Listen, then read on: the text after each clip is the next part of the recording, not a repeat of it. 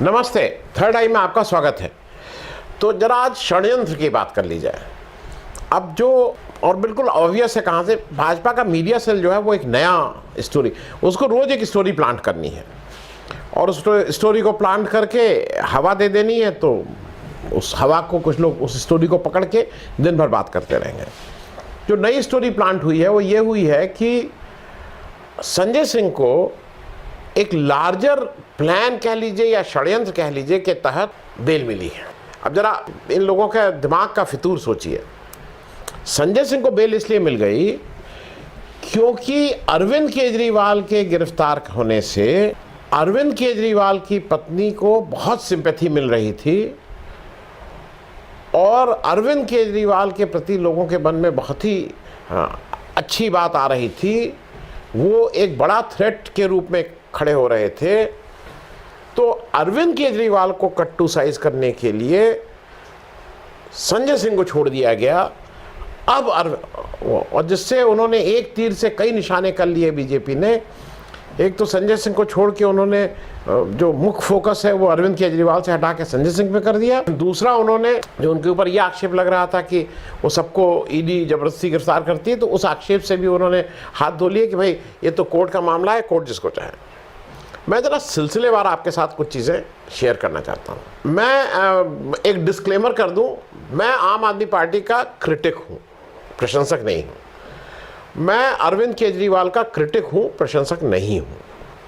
लेकिन ये कहने के बाद आज अरविंद केजरीवाल जहाँ हैं और आज अरविंद केजरीवाल जिस तरह और आम आदमी पार्टी जिस तरह से इस सत्ता से लड़ रही है, उसमें मैं कहीं से भी ऐसा नहीं लगता है कि वो किसी कॉन्स्पिरेसी का काम कर रहा हूँ।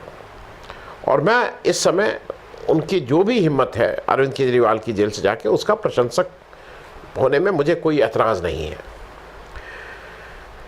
अरविंद केजरीवाल जब से उन्होंने ये अपनी आम आदमी पार्टी बनाई या जब से वो पॉलिटिक्स में आए, तो उनके पीछे उनका ये कंट्रोवर्सीज उनका पीछा नहीं छोड़ती हैं।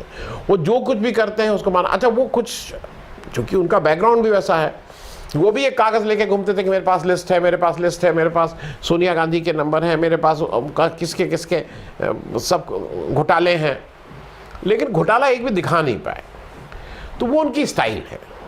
अब उस स्टाइल के चलते वो बिल्कुल क्लियर थे, और ये मैं व्यक्तिगत बातचीत के आधार पे कह रहा हूँ। मैं आज से 4-5-6 साल पहले कभी मनीष सिसोदिया जी से 2-4 बार बैठ के बात हुई। आम आदमी पार्टी अपने पॉलिटिकल लाइन के लिए बिल्कुल क्लियर है। आम आदमी पार्टी उसी प्रदेश में उसी जगह पैर जमाएगी जहाँ पे बीजेपी और कांग्रेस का डायरेक्ट फाइट है। वहाँ पे वो अपना space as a national party बनाने की कोशिश में है। तो शुरू में अरविंद केजरीवाल का भाई बहुत दिनों तक ये रहता रहा कि वो तो भाजपा की बी टीम है, भाजपा की बी टीम है। अरविंद केजरीवाल जो मुझे लगता है कि वो भाई कोई भी हर पॉलिटिशियन, हाल के दिनों में मैं राहुल गांधी को उसमें एक एक्सेप्शन मानता हूँ, लेकिन ऐसा कोई पॉलिटिशियन नहीं है जो महत्वाकांक्षी ना हो। राहुल गांधी की महत्वाकांक्षा शायद कुर्सी की नहीं है, लेकिन वो महत्वाकांक्षा उनकी एक अच्छा भारत, एक ऐसा भारत जहाँ पे उस तरह की महत्वाकांक्षा है, लेकिन कुर्सी की नहीं है। लेकिन बाकी सबकी महत्वाकांक्षा कुर्सी की है कि इससे ऊपर वाली कुर्सी मिल जाए। अगर आपको याद हो तो गडकरी साहब ने तो जयपुर के एक उसमें कहा था, सार्वजनिक मंच से कहा था, उन्होंने कहा था कि जो नेता होता है पहले वो दौड़ता रहता है भाई किसी तरह से टिकट मिल जाए। उनका कहना यह था कि यहाँ पे पॉलिटिक्स में हर आदमी दुखी रहता है। तो उनका जो नेता रहता है उसको ये दुखी रहता है कि मुझे टिकट नहीं मिलेगा। जब टिकट मिल जाता है तो जीतेंगे कैसे, जब जीत जाता है एमएलए बन गया तो अब, या एमपी बन गया तो अब ये रहता है कि मंत्री कैसे बनेंगे, मंत्री बन गया तो मुख्यमंत्री कैसे बनेंगे, मुख्यमंत्री बन गया तो अब मुझे हटा दिया जाएगा। तो कह लें वो हरदम आदमी एक अनिश्चय, अविश्वास के उसमें कोई भी नेता जीता है। मैं इस बात को इसलिए कह रहा हूं कि जरा पहले संजय सिंह का थोड़ा समझ लीजिए। संजय सिंह को ये बताया जा रहा है कि उनको प्लान के तहत छोड़ा गया है क्योंकि अरविंद केजरीवाल की सिंपैथी बढ़ती जा रही थी। कल का जरा, और संजय सिंह के हाँ ये भी कहा जा रहा है कि संजय सिंह की एक कोई पीछे से डील हो चुकी है भाजपा से। मैं संजय सिंह के कुछ वाकये बता दूंगा। संजय सिंह 72 बॉन्ड हैं, अभी 50-52 साल के हैं, बहुत कम उम्र के हैं, लेकिन वो जब से उन्होंने, जिसको कहते हैं होश संभाला, जब से वो नौजवान हुए, वो पिछले करीब 30 वर्षों से वो एक्टिव पॉलिटिक्स में हैं। एक्टिव पॉलिटिक्स का मतलब वो कोई इलेक्शन, लेकिन वो इस तरह के कामों में लगातार हैं। और मैं एक चीज़ इसलिए दावे के साथ संजय सिंह के बारे में कह सकता हूँ, हालांकि संजय सिंह का 4 अक्टूबर को गिरफ्तारी हुई, 2 अक्टूबर की शाम को उनके साथी में बाराबंकी के गांधी जी के उसमें एक कार्यक्रम था, उसमें था। संजय सिंह जिस व्यक्ति को अपना गाइड मानते हैं, अपना मार्गदर्शक मानते हैं और जिसके साथ बहुत क्लोजली अलाइंड है, उन व्यक्ति का नाम है रघु ठाकुर। अब रघु ठाकुर की राजनीतिक शुचिता के बारे में मुझे किसी से सर्टिफिकेट नहीं चाहिए, और जो रघु ठाकुर को जानता है उसको किसी को सर्टिफिकेट नहीं चाहिए। रघु ठाकुर साहब की बहुत सी बातों से हो सकता है कि आप उनका कहना है खिला चलो, शुद्धता 100% होनी चाहिए, उसमें कोई भी, वो सब ठीक है, लेकिन राजनीतिक शुचिता, व्यक्तिगत शुचिता के बारे में रघु ठाकुर के ऊपर कोई एक आधी उंगली भी नहीं उठा सकता। और उनके साथ संजय सिंह का एक लंबा सफर है, आज भी वो सार्वजनिक रूप से मानते हैं, और रघु ठाकुर के हर उसमें, मतलब रघु ठाकुर को वो अपने बड़े भाई, मार्गदर्शक के रूप में, तो रघु का कोई ऐसा व्यक्ति के साथ कोई ऐसा व्यक्ति चल ही नहीं सकता है जो इस तरह की डील करता हो। दूसरी मैं 2-3 बातें इसलिए आपको बता दूं कि जरा ये भी समझ लीजिए कि संजय सिंह है क्या चीज़।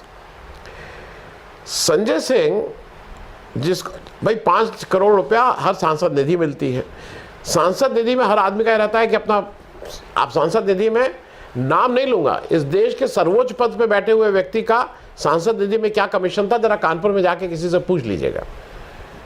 तो मेरा सिर्फ कहना यह है कि संजय सिंह ने अपनी उस सांसद निधि से गांधी पीस फाउंडेशन GPF में एक बड़ा पैसा दिया, कोई ज़रूरत नहीं थी। गांधी की ठेकेदारी तो कांग्रेस के लोग लिए हुए हैं ना, क्या देने की ज़रूरत थी, पैसा दिया। संजय सिंह डिजास्टर रिलीफ में, आपदा में बहुत काम करते हैं, बहुत से कम लोगों को पता होगा। केरल में उन्होंने पैसा दिया, केरल में संजय सिंह ना इलेक्शन लड़ने जाएंगे और ना आम आदमी पार्टी का केरल में कुछ है, लेकिन केरल में पैसा दिया। उन्होंने गुजरात में काम किया, उन्होंने उत्तराखंड में काम किया, उन्होंने जम्मू कश्मीर काम किया, उन्होंने तमिलनाडु में काम किया, उन्होंने नेपाल में जाके काम किया। नेपाल से तो जाके संजय सिंह लड़ेंगे नहीं, क्यों काम किया? वो एक दूसरी बनावट के लोग हैं, दूसरे संस्कार के लोग हैं, तो इसलिए हर एक के ऊपर ये आक्षेप लगा देना ठीक नहीं है। संजय सिंह की एक बात और बता दें, नेशनल हॉकर्स एसोसिएशन, ये जो हॉकर्स जिनके थ्रू हमें पेपर मिलता है, उसमें मतलब अनऑर्गेनाइज सेक्टर में बहुत काम करने की कोशिश करते हैं मजदूरों के बीच। तो संजय सिंह के बारे में इस तरह की उड़ा देना कि उनकी एक बैक ऑफिस में डील हो गई है, अरे संजय सिंह को डील करना होता तो फ्रंट ऑफिस से डील करते, और संजय सिंह अगर डील करते तो संजय सिंह मंत्री तो सेंट्रल गवर्नमेंट उनको हाथों हाथ बनाती, अमित शाह और मोदी, इसमें कहीं कोई दो राय नहीं है। संजय सिंह का एक जो स्ट्रेंथ है, जो आज बातचीत है, वो ये भी समझ लीजिए कि संजय सिंह जेल से बाहर जब आ जा रहे हैं बेल पे, तो मेरा अपना ऐसी असेसमेंट है वो बीजेपी के लिए ज़्यादा नुकसानदायक है, क्योंकि बिटवीन के मतलब ये कंपैरिजन नहीं करना चाहिए, इसलिए नहीं करूंगा। संजय सिंह की एक स्ट्रेंथ क्या है कि संजय सिंह का दिल्ली में ठीक पकड़ है, संजय सिंह की पंजाब में ठीक पकड़ है, और संजय सिंह का जो सबसे बड़ी स्ट्रेंथ है कि आम आदमी पार्टी 20 सीट लड़ रही है, तो 4 दिल्ली, 13 पंजाब, 2 गुजरात, 1 हरियाणा। मेरा मानना है कि संजय सिंह इन 20 सीट के अलावा, संजय सिंह सुल्तानपुर के रहने वाले हैं, सुल्तानपुर से मानेका गांधी को टिकट मिला है बीजेपी का। अगर आज संजय सिंह ये डिसाइड कर लें कि वो सुल्तानपुर से आके इंडिया गठबंधन के कैंडिडेट हो रहे हैं, तो संजय सिंह बहुत ही अच्छा इलेक्शन लड़ेंगे। जीत हार तो मान लीजिए वो है, लेकिन वो जीतने वाले कैंडिडेट भी हो सकते हैं, इसमें कहीं कोई दो राय नहीं। संजय सिंह आज अगर उत्तर प्रदेश में आके इन आम आदमी पार्टी के पंजाब और उनको छोड़ के अगर कुछ जगह घूमते हैं, खास करके पूरे उत्तर प्रदेश में, भाई संजय सिंह के लोगों को लगेगा कि आम आदमी उनका बड़ा प्रभाव, लेकिन अगर वो सुल्तानपुर, जौनपुर, बनारस, चंदौली, गाजीपुर, इस एरिया में घूमते हैं, तो संजय सिंह वोट पे फर्क डालने की स्थिति में हैं। तो एक तो तो मुझे लगता है कि अच्छा, दूसरी एक और जो संजय सिंह की बड़ी बात है कि आम आदमी पार्टी के प्रति कांग्रेस में एक, मतलब कांग्रेस उनको आम आदमी पार्टी को पचा नहीं पाती है, और उसमें जो बिल्कुल ही नहीं पचा पाती वो अरविंद केजरीवाल हैं। लेकिन इन सारे लोगों के बीच संजय सिंह ने अपनी मेहनत से, अपने कार्य करने की पद्धति से अपना एक स्थान बना लिया। वो इंडिया गठबंधन के मुख्य धुरी थे जब तक वो जेल नहीं गए थे। वो जब पार्लियामेंट चलती थी तो खड़गे साहब को सबसे ज़्यादा अगर किसी के साथ समन्वय करके और इंडिया गठबंधन के या ऑपोजिशन के लोगों के, तो उसमें संजय सिंह सबसे प्रमुख कड़ी होते थे। आपको याद दिला दूं कि संजय सिंह ही वो व्यक्ति थे, अगर आपको याद हो, जब किसान बिल हुआ था तो अकेला व्यक्ति था, तनहा, जिसने उसका उस तरह से विरोध किया था। जो हरवंश जी हैं, जो उपाध्यक्ष हैं राज्यसभा के, उनके उन सारे लोगों से बहुत अच्छे संबंध हैं भाई। वो चाहे चंद्रशेखर जी को सब लोग ये मानने वाले लोग हैं, समाजवादी ये सारे लोग हैं। एक बात ये भी है भाई, वो भी राजपूत, ये भी राजपूत, सारी चीज़ें हैं। लेकिन जब बेईमानी की बात आई थी तो संजय सिंह ने एक बार भी आँख ये नहीं देखा था कि हरवंश जी से पुराने संबंध हैं। हरवंश जी की बेईमानी को उन्होंने बिल्कुल ठीक से वो किया था। संबंध अपनी जगह है। तो मुझे ऐसा लगता है कि इसमें इनका एक बड़ा रोल भी हो सकता है। अब मैं जरा इस बात को जरा बार बार एक चीज़ देखिए, ऐसा है कि बीजेपी को जितना खतरा आम आदमी पार्टी और केजरीवाल से लगता है, खतरा तो कांग्रेस को भी आम आदमी पार्टी और केजरीवाल से लगता है। ये फैक्ट है। मैं अभी किसी के को कंपेयर नहीं कर रहा हूँ, लेकिन मैं कुछ चीज़ें मैं भी इवॉल्व कर रहा हूँ, अपने को मैं भी समझने की कोशिश कर रहा हूँ। डॉक्टर लोहिया अगर दीनदयाल उपाध्याय के साथ मिलकर इलेक्शन लड़ सकते हैं, अगर जयप्रकाश नारायण जी भाजपा के बारे में, उस समय जनसंघ के बारे में अगर सार्वजनिक रूप से ये कह सकते हैं कि अगर जनसंघ को आप फासिस्ट मान रहे हैं तो मैं भी फासिस्ट हूँ, तो आज की तारीख में जहां आज आप खड़े हैं, उसमें अरविंद केजरीवाल को पचाने में या आम आदमी पार्टी के किसी नेता को, इंडिया गठबंधन के किसी नेता को या कांग्रेस को पचाने में क्या दिक्कत है? भाई यही कहा जाता है ना, इंडिया अगेंस्ट करप्शन के पीछे पूरा आरएसएस का नेटवर्क था, इन लोगों ने आरएसएस का हाथ लिया था।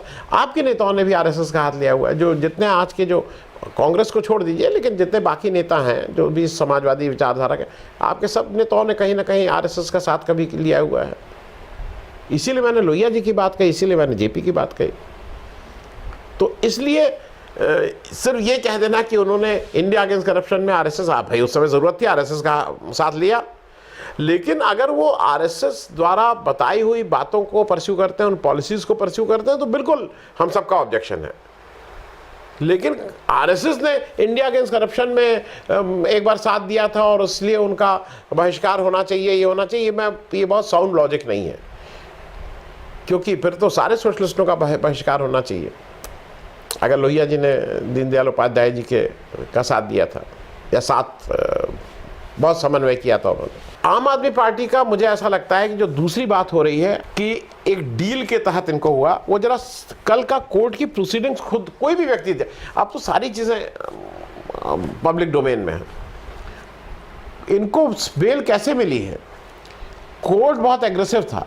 जब ये भाई साहब बार बार एडिशनल सॉलिसिटर जनरल राजू साहब कह रहे थे नहीं डेट लगा दीजिए थर्सडे की और आगे की, तो कोर्ट कह रहा था 6 महीने से एक व्यक्ति जेल में है और तुम डेट लगाने की बात कर रहे हो। आप साफ साफ बताइए आपके पास क्या कारण है इनको रोकने का। और आप पूरी प्रोसीडिंग्स देख लीजिए। कोर्ट ने ये धमकी दी थी कि अगर आप कोई कारण नहीं बता रहे हैं तो we will write an order, फिर हम इस पर डिसीजन ऑर्डर लिखवाएंगे। और ऑर्डर लिखवाने का मतलब था कि इनकी हो सकता है पीएमएलए के भी ऊपर उसकी आँच आती, हो सकता है जो बाकी लोग बंद हैं उसके ऊपर भी उसकी आँच आती।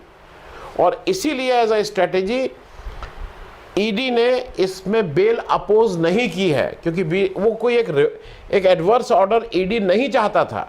और प्रचारित किया जा रहा है कि ईडी ने धमकी के लिए, क्योंकि ईडी को अगर एडवर्स ऑर्डर मिल जाता तो जितने, केवल अरविंद केजरीवाल, मनीष सिसोदिया और उनकी बात नहीं है जैन की, बाकी लोगों को भी छोड़ना पड़ेगा, क्योंकि एक ऐसा आप ऐसा एक राक्षसी लॉ लेके आए हुए हैं जिसके तहत आप किसी को भी अंदर कर दे रहे हैं, उस डर के मारे छोड़ा गया है।